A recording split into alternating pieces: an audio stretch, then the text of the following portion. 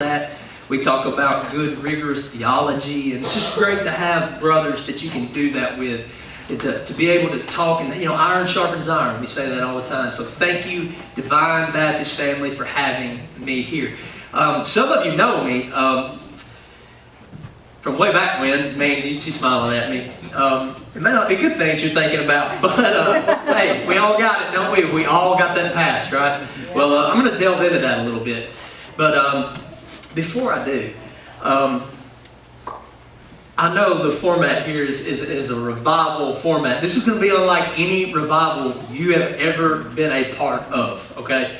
This is more informative. This is apologetic. This is going to show an in-depth look at Jehovah's Witnesses, who they are, what they believe, and why they believe it, and how a Christian, you, us, we can answer a Jehovah's Witness when they come to the door. I've done this at Belgreen. I've done this at Southside. Charlie Peppers, I was just telling Kaylee that he's heard this, how many times now? He's lost count. He's heard it, look, he heard it at Southside, I know, at least 3 times. He's heard it on the plane to Guatemala. No, the bus ride to the airport. He's heard it on the plane going to Guatemala. Heard it on the bus going to our destination, the City of Refuge in Guatemala on a mission trip, and on the way back. So he's heard this, so he's going to hold me accountable to see if I'm fudging anything, if I get this testimony wrong. That's what's going to be tonight, is my testimony of how I came out of the Jehovah's Witnesses, and I want to declare to you how you can be a true witness for Christ. And we're gonna expose, and we're gonna look at in the next couple of nights that the next night will be, just so you know, it will be an informative look, a rigorous look, and refuting their theology. I'm gonna hit some high points, a lot of things, birthdays, Christmases, heaven, hell, all that good stuff that they don't believe in and they don't participate in. Most of you know, generally with the holiday thing and all that, I'm going to cover that. The blood issue, I'm going to dig into that. But most importantly, the most central thing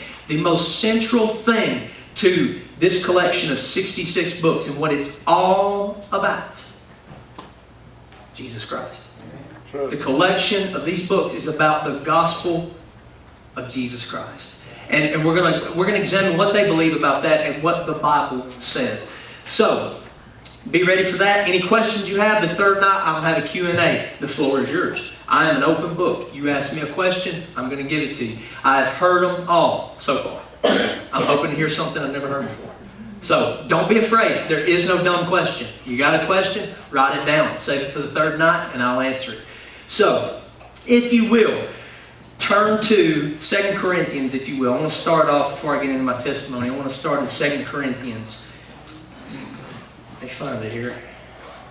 Somewhere in the back, right, Kevin? 2 Corinthians chapter 13. Y'all gonna have to excuse my voice, like I said, allergies and everything. Who has allergy problems? Man, I've already had my shot this year, so I should be all right. I may not need another, so y'all bear with me. 2 Corinthians chapter 13, verse 5. And it says this: test yourselves, and this is the Holman Christian Standard Version. Test yourselves to see if you are in the faith. Examine yourselves, or do you yourselves not recognize that Jesus Christ is in you, unless you fail the test. So, I want you to put a bookmark there. I want you to hold on to that. Because in that right there, Paul's letter to the Corinthians, he says, test yourselves, examine yourselves to see whether you're in the faith, that you are in the faith, that you are adhering to the true gospel. See, you got to understand, not necessarily here in this time frame, but it isn't long after the gospel account and the first century church is being established. There are new thought processes coming in. You know, the Gnostics and things like that, already deviating from the original gospel. And Arianism is one of them. And I'm going to cover what that is. That is the tenet belief of what a Jehovah's Witness holds, is Arianism. And I'll break that down and what that means and all that. This is about my life tonight, of what I experienced as a Jehovah's Witness. My time through that, I'm going to hit the high points. You know, for the sake of time, I could go on all night about this. This is never easy if you've ever given your own testimony, especially some of the things that must be talked about, but This is what God has decreed I do. So, anyway, to cut through a lot of the fodder and really get down to town, I want to break it down. I was born in a little place called Bridgeport, Alabama. It's on the other side of Fort Payne. Anybody knows where Fort Payne is? Little River Canyon. I grew up on the Little River Canyon. I grew up there. I played there. There was 3 generations, my grandfather, my father, and me, that played down in the canyon, and a beautiful place. It's God's country there. If you've ever been on the other side of Lookout Mountain heading towards Georgia, it's the most beautiful country in the world. I love it. That's what I call home. But like I said, long story short, that's where I was born. That's where my parents split when I was 3. And so I didn't have a family unit for very long. I was one of those, hey, guess what we're having? Out of the blue. Never knew it was coming. I was the uh-oh. Well, they wasn't planning on having any other kids. I have 2 older sisters, and I'm 11 years apart from the middle sister and 12 from the oldest. And I'm the baby. And I'm Mama's baby boy. So, it's true. She's not here. She ain't feeling good. Her and my Aunt Vicky. But praise, I don't know if you know this or not. My mother was a witness for 40-something years. And so was my aunt. And they accepted Christ in the past couple months. Amen. They're a member, thank you. They're a member of Belgrade Baptist now, and they're learning and growing. My mom called me today, and she said, she talked to her mother, who's a witness, and said, she said, "Paul, I can't believe I ever believed that." She said it's unreal, and she tried to witness to my grandmother, and to no avail. But it's so refreshing to see God working and moving through them. So it's by His grace, and I thank God so much for that. That I got baptized with my mom. Who gets to do that? You know what I mean? That's pretty cool. I mean, most of the time you baptize your kids. Your mom. That's awesome. So I get to put that down in the books. But anyway, back to me. I was back and forth from my mom and my dad. That's really how I wound up in this area. I moved from my dad's place up there. We moved around a lot up on the mountain. Moved away from the canyon and all that. We was living in a place called Sandrock. And you think Phil Campbell's little. I took my wife to show my old house. There's nothing there. Guys, it is. You think that's a mountain? You ain't been on a mountain yet till you've been to Lookout Mountain. She went to the heart of it. So I moved from there, and I moved here to Russell. There were some problems going on with me and my stepmother. And it just wasn't good. And I moved here, and I wound up living with my brother-in-law and my sister. I was here in 8th grade at Russell Middle School. And Miley Hargett, she's joined my church now. She just did today. And I love Miley. Me and her became best friends, and she can attest to the testimony and everything. But she was the first friend that I made at Russellville in middle school. I'll never forget it, sitting in English class. And you got to understand something. I'll stop at that point. My whole life that I've been taught, Jehovah is God. Jesus is the firstborn or the first created being. The first thing Jehovah ever created. And the Holy Spirit is His active force. Okay, let's go play ball now. I was a kid. I mean, that's what I grew up believing. As some of you kids believe, and Father, Son, and Spirit. The three are one. As that God is a being consistent of 3 persons. That's the Trinity. I didn't believe Trinity. I believe Jehovah was God. Jehovah was the only God. He's sovereign. He made Jesus. And the Holy Spirit. Star Wars. Perfect example. Perfect example. Force. You do a force push. You know what I'm talking about? That is the active force. That's the way they view the Holy Spirit. It's not a person. That's what I believe. And like I said, I would come up through school and other kids would be like, "You're a witness. What does that mean? I don't do birthdays. I don't do holidays and all this against my religion and this and that." Well, I'm Methodist. Let's go play ball. You don't care at a young age. They just don't care. Then, as you grow up, and again, this is what I was indoctrinated with from a young age, not rigorously. Get to Russellville, and You know, like any young kid, young guy does. I started noticing girls, Hey, I'd like to have a girlfriend. That'd be pretty cool, And, okay, great. I'd get girls' numbers and stuff. Well, this is when the transition and change happened. You think that's not really important. It's actually a pretty big deal. My brother-in-law and my sister, when I moved there, they really didn't set this foundation when I was moving there that I had to be a Jehovah's Witness. That was the tenet of living with them, that I had to be a witness. So, I thought, well, I can't have a girlfriend? No, you can't have a worldly girlfriend. You can't, you can't have a girlfriend that's of the world. It needs to be a good witness girl. Unevenly yoked and all that. Well, that's going to complicate things, but anyway, I go through middle school and then on into high school, and you got to understand it, y'all, those of you that remember me and how goofy I was in the way I'd done things, the way I said things. I didn't have my identity. I never had an upbringing. I didn't have a dad. My dad was never, he was present at some periods of my life. Our relationship wasn't well, but he was never a father like he should have been. Never cultivated me in anything. And I was just like a kid given a brand new, souped up, muscle car or something. I was just wild. I just didn't, I didn't have any rhyme or reason. I talked to my youth today about a little bit of my testimony of how rebellious I was when I was young. Went through Russellville, causing problems with, my family and stuff. So I went to live with my mom, and I went to Coffee High School. And that's where I graduated from, when it was still Coffee. That ain't even there anymore. It's a funny story. I went to go get after I got out of the military, and I'll get to that in a moment. I got out of the military, I need my transcript, so I was going to go to my old high school, and I walked into what was Coffee, and I looked around, there's kids walking around, and I'm like, what is this place? There's just kids walking around. I don't see anybody, a high schooler, and there wasn't very many cars in the parking lot, and somebody walked up and said, "Can I help you?" And I said, "Yeah, please." I said, "Where am I?" I said, "Is this not Coffee High School?" She said, "This is the middle school." I said, "Oh my."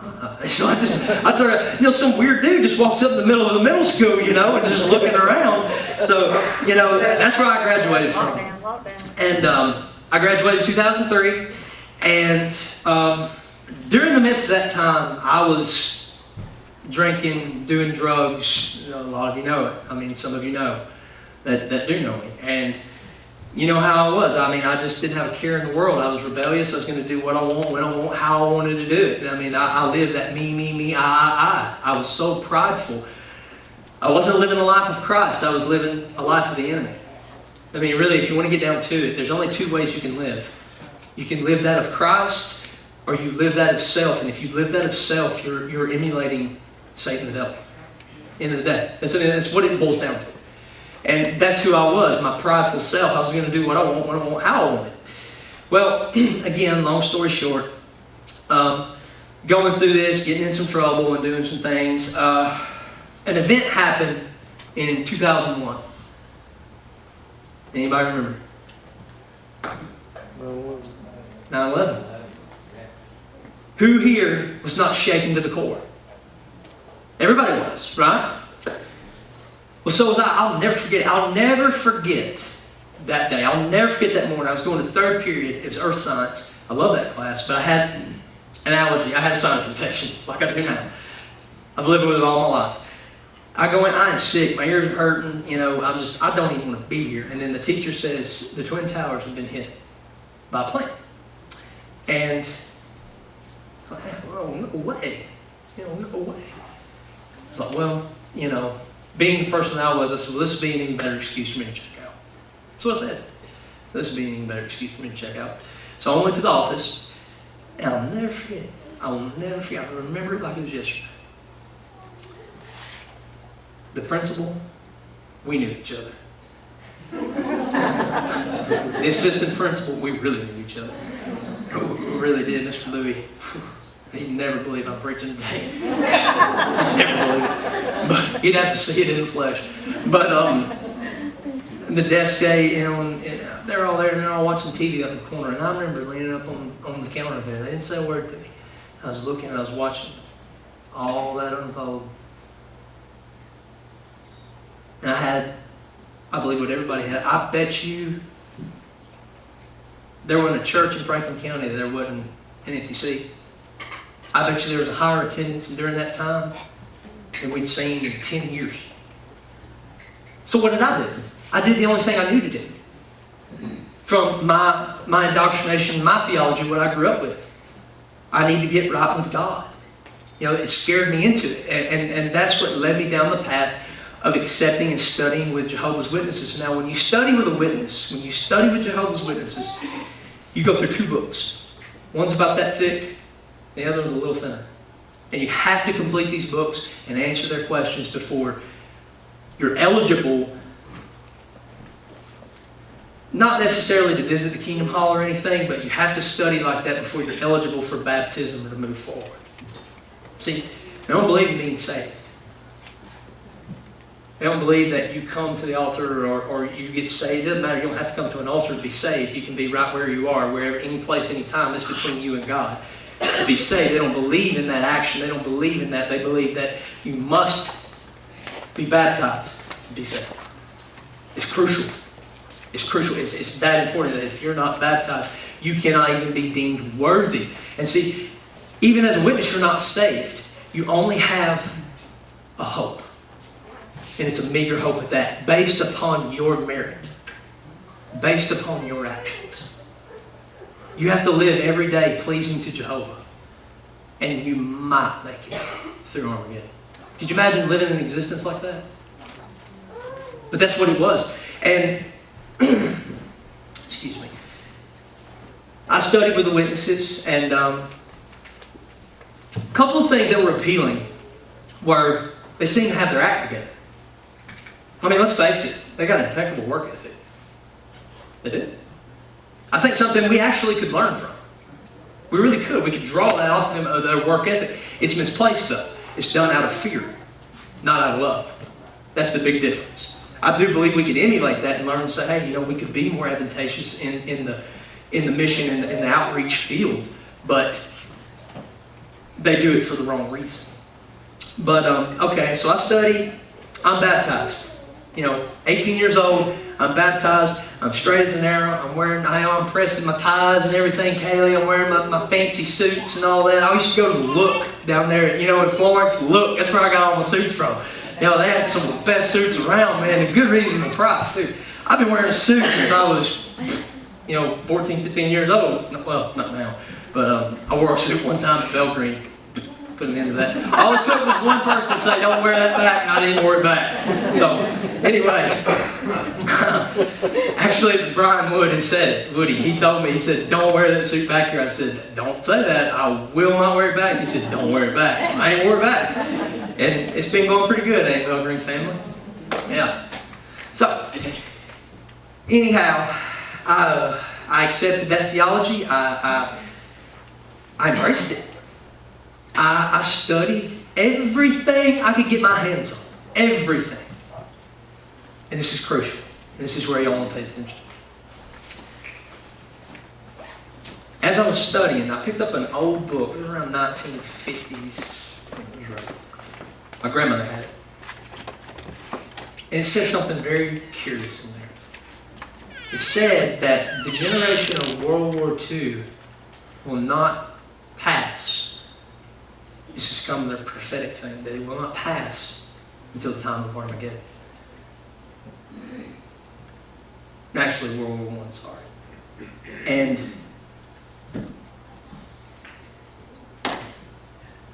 they're pretty much non-existent, right? I mean, what they've done, they put a timeline on when Armageddon would occur, obviously. That raised some questions with me. It's pretty bold, I mean, I'm figuring this out at 18 years old, prophetic claim.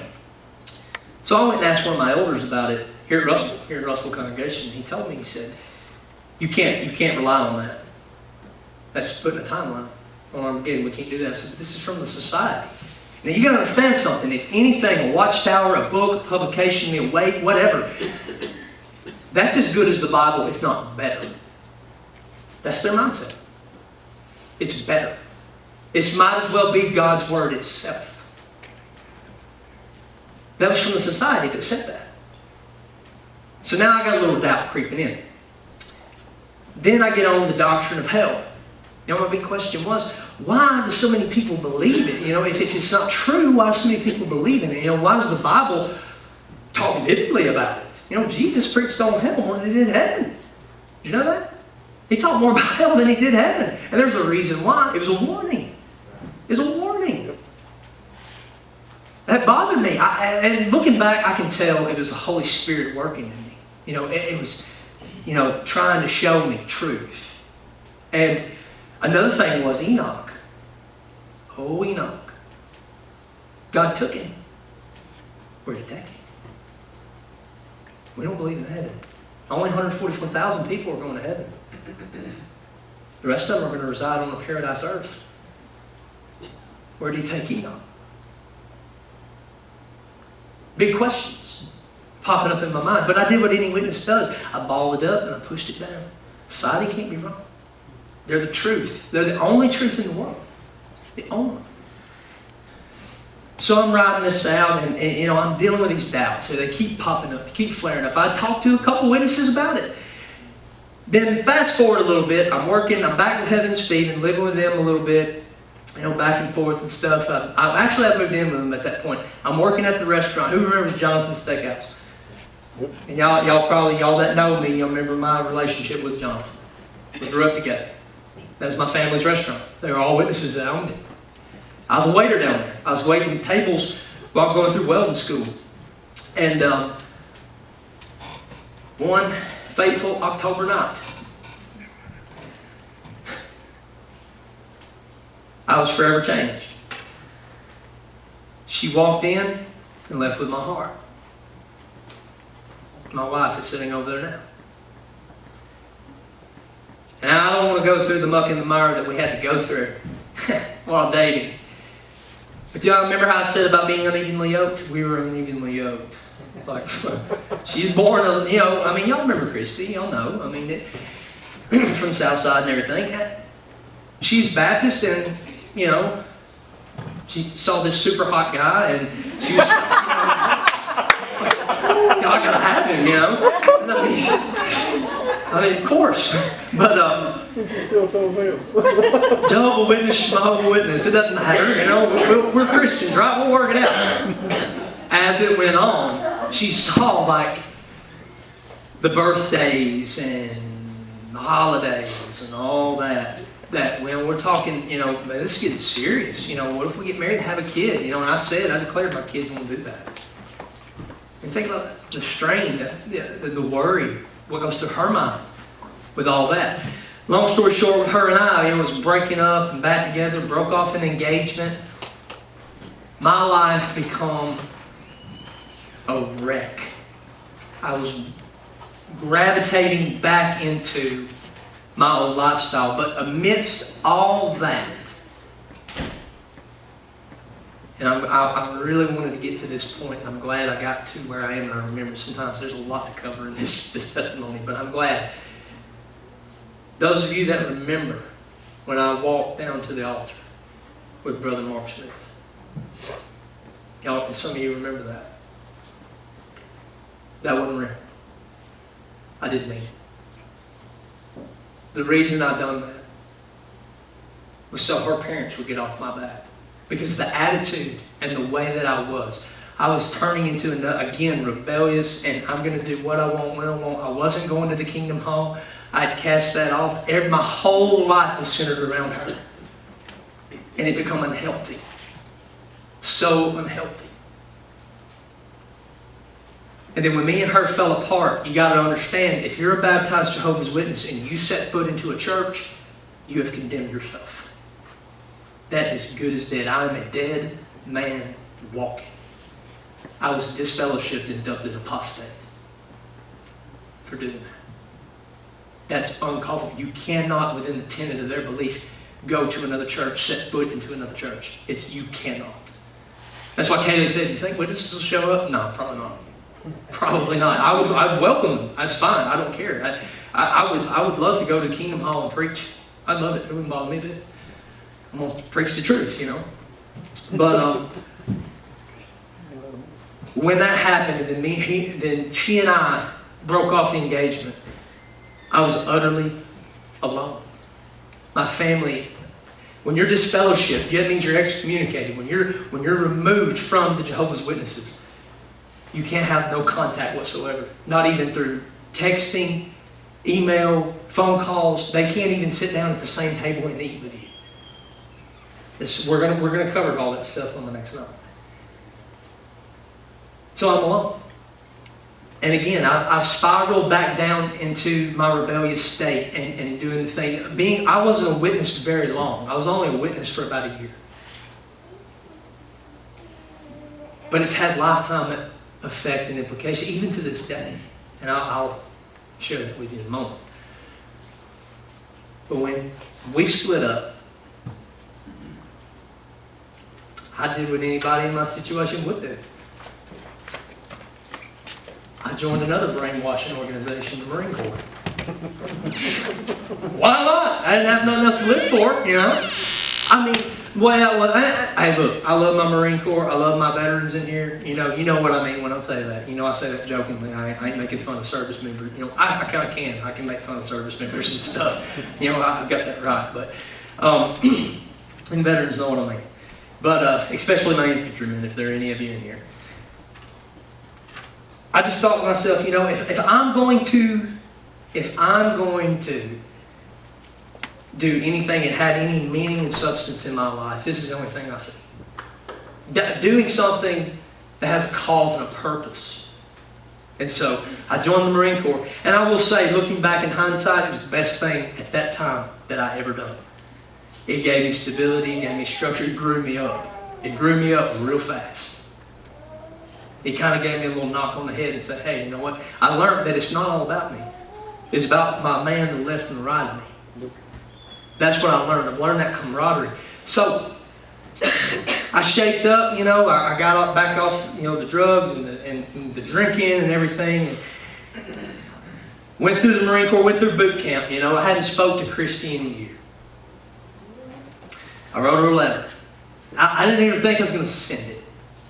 I just had to pour my heart out on paper. Had to. It was about 2 weeks from graduation. I wrote the letter. I sealed it up, and I had another letter to my friend. I was writing her, and they're like sisters today. I didn't know Christy. I didn't know who she was with. I didn't know what she was doing. I didn't know what she was doing with her life. I didn't know where she wound up. I hadn't talked to her. I stuck that letter inside my letter to my friend, and I said, I just put on her letter, if you see her, give this to her. If I don't hear anything, fine. Long story short,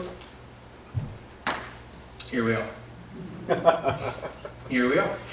And to say that, it hasn't been that easy up until recently, actually. We moved out from Russell. I moved her away from home, little Phil Campbell girl. And she moved to Actionville, Jacksonville, North Carolina, where you can find whatever, whenever, at any time of the day. And just, totally different scenario for her. Move her there, and she followed me there. And I will say this about her. Never once did she ever point a finger at me and blame me for anything. I tell you right now, I wouldn't be the man I am right now standing here if it hadn't been for God's grace, number one, and that lady over there. And I mean that from the bottom of my heart.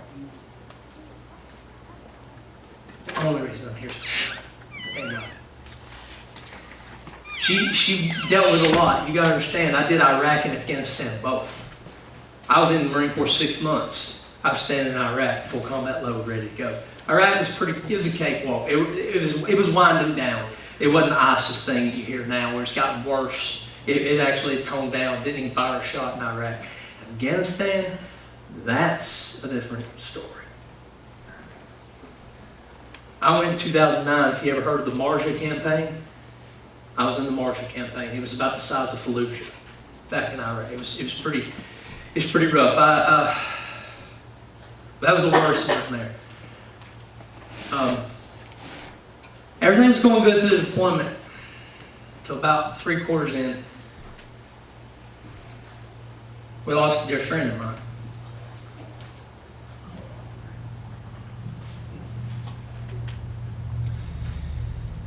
He had a Baby boy has about 3.